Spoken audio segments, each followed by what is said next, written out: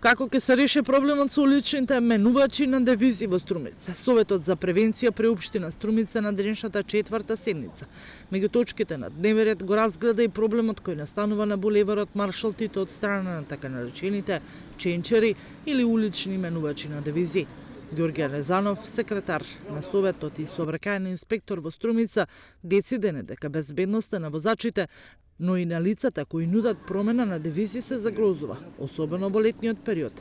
Како локално тело во кое се вклучени сите релевантни чинители ќе се обидат да изнедат решенија за соодветно решавање на овој проблем. Не значи дека тие ќе бидат одма со соодветни кривични или прекршни пријави санкционирани, меѓутоа тоа ќе биде сеопфатна дебата која што треба обострано и безболно да го реши овој проблем.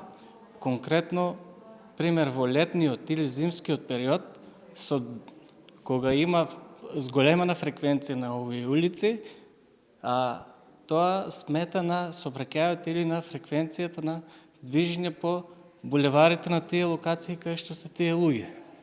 И затоа тоа треба да биде превентивна мерка која што нема тие луѓе да ги изгасне, тие да не екзистират од тоа, туку да најдеме безболен начин како во иднина да продолжат да ја обавуваат или да ја вршат таа дејност.